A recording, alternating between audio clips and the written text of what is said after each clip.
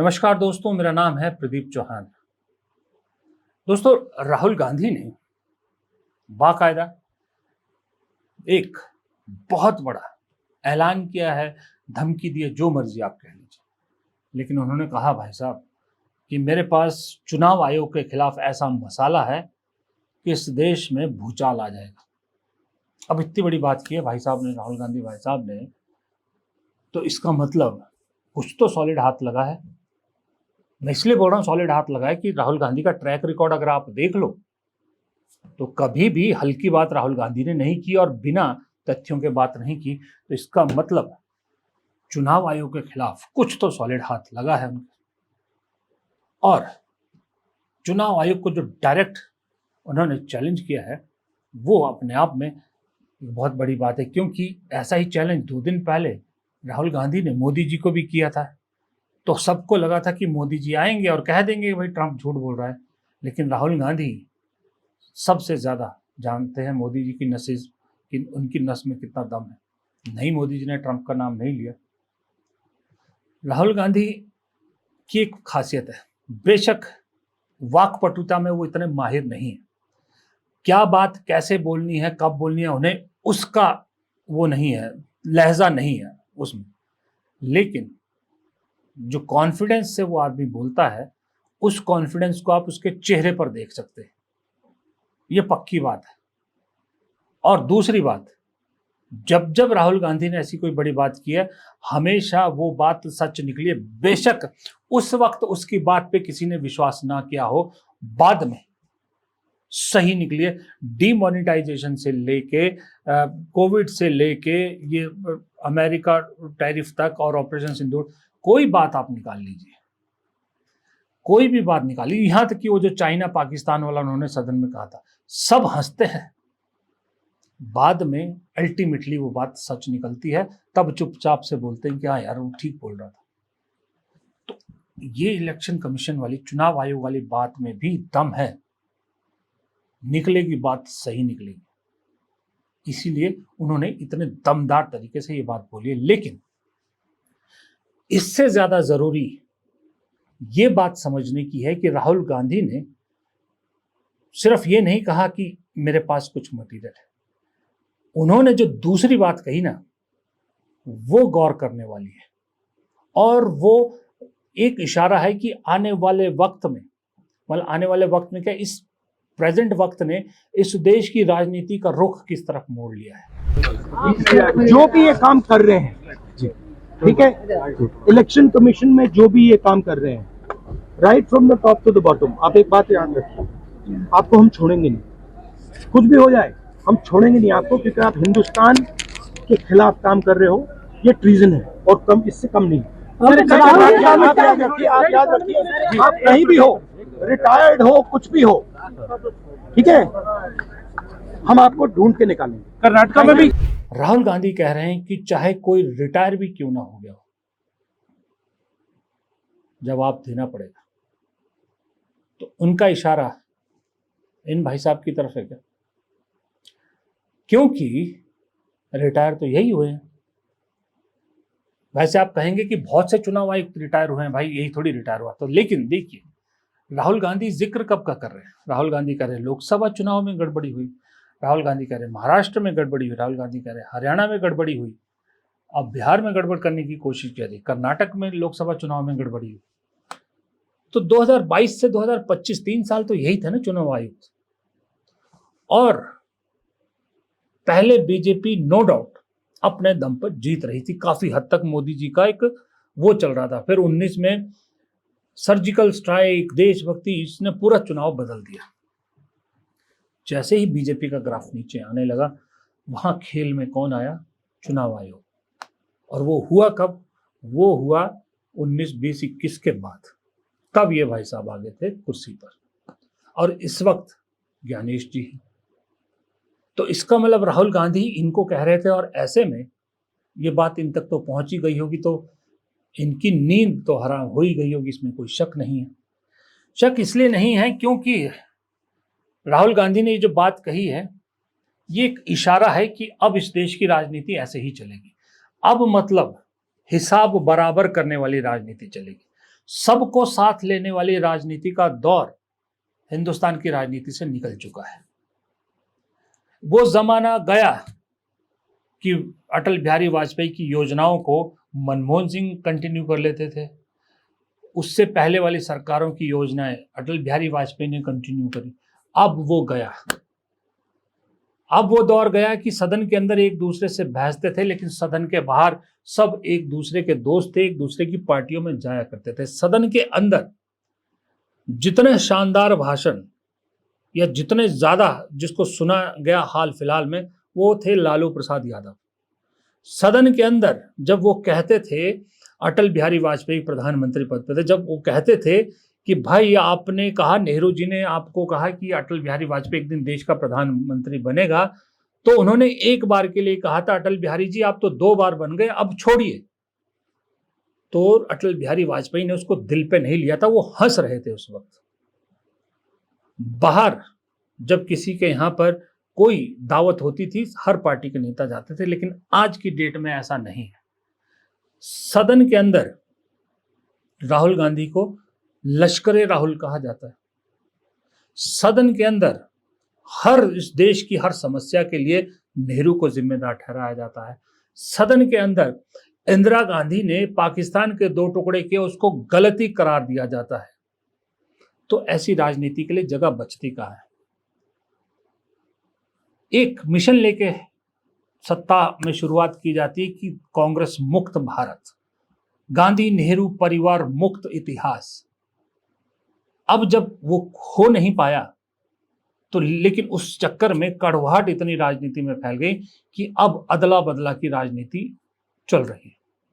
इसलिए राहुल गांधी ने कहा कि जिस दिन हमारे हाथ में सत्ता आएगी उस दिन सबको हिसाब देना पड़ेगा, चाहे आप रिटायर होकर घर क्यों ना बैठे हो। कुछ साल पहले भारत जोड़ो यात्रा के दौरान राहुल गांधी ने ऐसी ही चेतावनी ईडी को भी दी थी, याद कीजिए, जब उन्होंने कहा था कि ईडी के अफसर जो ये कर रहे हैं उन्हें सोचना होगा कि आप कर तो रहे हो लेकिन हिसाब पूरा देना पड़ेगा। ये सब होगा क्योंकि आज की डेट में हर कोई दबे स्वर में या कोई खुल के कह रहा है कि बात तो सही है, जिस दिन सत्ता बदली बहुत से लोगों के बहुत से चिट्ठे खुलेंगे और जेल जाने वालों की कतार बहुत लंबी होगी। सुब्रमण्यम स्वामी मोदी जी के एक टाइम के खासम खास तो कई बार कह चुके हैं कि जैसे ही मोदी जी सत्ता से हटेंगे मोदी के बहुत से राज खुलेंगे, बहुत से केस फाइलें दोबारा खुलेंगी, बहुत सी चीजें बहुत कहीं आगे तक जाएंगी। तो उसी सिलसिले में ये चुनाव आयोग का रोल भी स्क्रूटनी में आएगा, जाहिर सी बात है। क्योंकि ईडी का देखिए क्या हुआ है, ईडी के इस्तेमाल पिछले 11 साल में कैसे हुआ, कांग्रेस को खत्म करने के लिए ईडी को कितना इस्तेमाल किया गया, लेकिन नतीजा क्या हुआ। अभी हाल में खुद सरकार ने इसी सेशन में आंकड़ा दिया है कि तकरीबन शायद 5000 कुछ मामले उन्होंने इन्वेस्टिगेट किए, जिसमें से सिर्फ 18 कन्विक्शन है। तो बाकी इसका मतलब सब जाली थे मामले, यही हुआ ना। तो ऐसा ही चुनाव आयोग का हिसाब किताब तो पूरा होगा, ये बात तो जरूर है। लेकिन समस्या पता क्या है, समस्या यह है कि मोदी जी किस्मत के बहुत धनी हैं, बीजेपी किस्मत की बहुत धनी है। किस्मत की धनी ये है कि राहुल गांधी कभी कभी मुझे ऐसा लगता है is a right person but in a wrong party. मैं इसलिए कह रहा हूं right person in a wrong party, चाहे बीजेपी हो, चाहे आम आदमी पार्टी हो, चाहे टीएमसी हो, चाहे समाजवादी पार्टी हो, चाहे आरजेडी हो, यहां तक कि उद्धव ठाकरे शिवसेना भी हो, सब पार्टियों में एक चीज कॉमन है कि सुप्रीम लीडर ने कुछ कह दिया तो पूरी पार्टी उसके पीछे लामबंद होगी। लेकिन अकेली कांग्रेस ऐसी पार्टी है जहां सबसे बड़ा नेता कुछ कह देता है तो पार्टी की सीनियर लीडरशिप दूसरा गली पकड़ के कहीं और निकल जाती है। कल राहुल गांधी ने कहा कि मैं ट्रंप की बात से सहमत हूं कि भारत की इकोनॉमी डेड इकोनॉमी हो गई है। पूरी सीनियर लीडरशिप एक कोने से पकड़ के निकल गई, बल्कि कोने में कोई कोना भटक गया, राजीव शुक्ला, शशि थरूर, मनीष तिवारी टाइप, तो वो उल्टा बोल गए राहुल गांधी के, जो राहुल गांधी ने कहा उससे उल्टा बोल गए। बाकी लीडरशिप सब निकल गई। चंगू मंगू जो छोटे नेता हैं या जो जूनियर हैं वो राहुल गांधी के सपोर्ट में है। अब आप गली के इस कोने में आइए, इस कोने में खड़े हैं मोदी जी। दिन के 12 बजे मोदी जी कहते हैं कि रात के 2 बज रहे हैं, तो पीछे खड़ी पार्टी और उनके साथ खड़ी गोदी मीडिया एक सुर में कहेंगे कि हाँ, अभी रात के 2 बज रहे हैं। मोदी जी कह दे ये संसार, ये पृथ्वी मैंने बनाई है, वो कहे, वो साबित करेंगे, जुट जाएंगे साबित करने के लिए मोदी जी जो कह रहे हैं वो सही कह रहे हैं। ये फर्क है। इधर राफेल पे राहुल गांधी बोलते हैं, कोई नहीं, राहुल गांधी अकेले। राहुल गांधी नारा देते हैं चौकीदार चोर है, सब मुंह छुपा के निकल लेते हैं।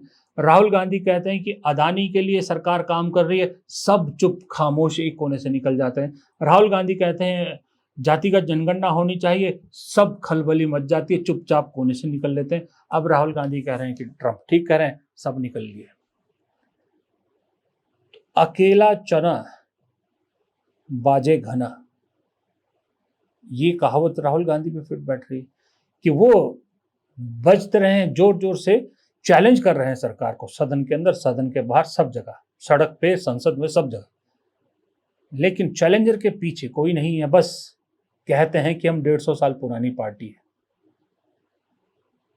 राहुल गांधी इसीलिए कांग्रेस बदलने की कोशिश कर रहे हैं, लेकिन जैसे ही बदलने की कोशिश करते हैं यही सीनियर लीडरशिप एक दीवार बन के बीच में खड़ी हो जाती है। तब कई तरह के तर्क दिए जाते हैं, तब राहुल गांधी हो जाता है। लेकिन जब राहुल गांधी को जरूरत होती है कोई नहीं होते।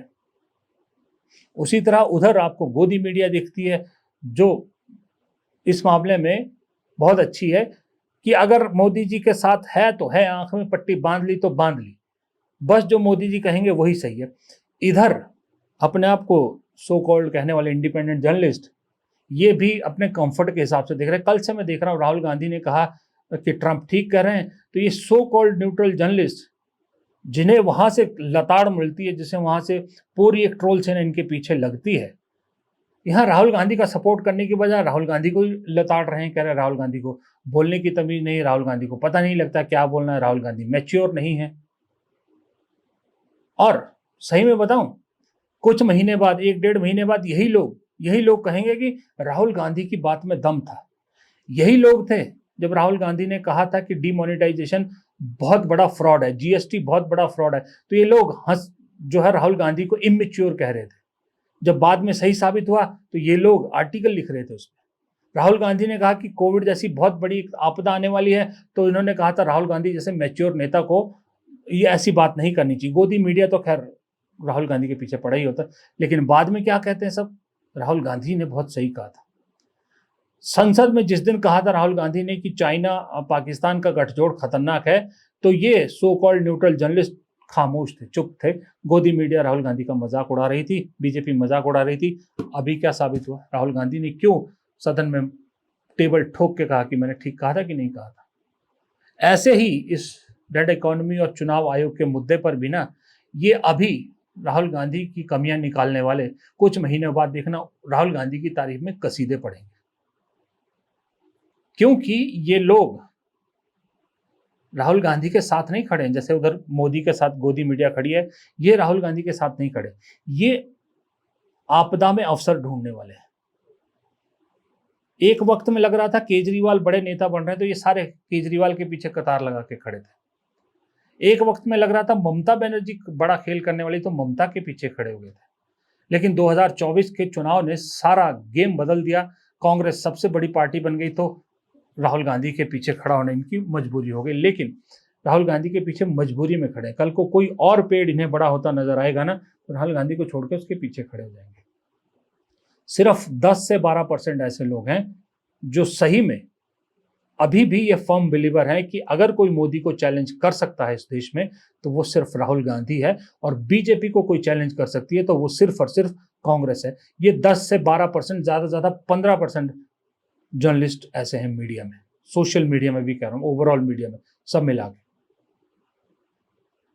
और मैं कह सकता हूं कि मैं उन 15% में हूं, क्योंकि मैं तो आज भी मान रहा हूं कि राहुल गांधी में लाख बुराई सही, राहुल गांधी में जितनी मर्जी इमेच्योरिटी हो, पर दो बातें उस शख्स की ऐसी है जो मैं मानता हूं कि इस आदमी में ये क्वालिटी तो कम से कम है। वो ये है कि एक आदमी झूठ नहीं बोलता, सच बोलता है, हमेशा सच के साथ चलता है और बार बार साबित किया है। और दूसरा, ये शख्स कोई भी बात बिना तथ्य के, बिना सबूतों के नहीं बोलता है, हल्की बात नहीं बोलता है। इन दो बातों की वजह से मैं इस शख्स के साथ खड़ा हूं। सच्चाई यही है। फिलहाल इस वीडियो में इतना ही। प्रदीप चौहान को दीजिए इजाजत। नमस्कार।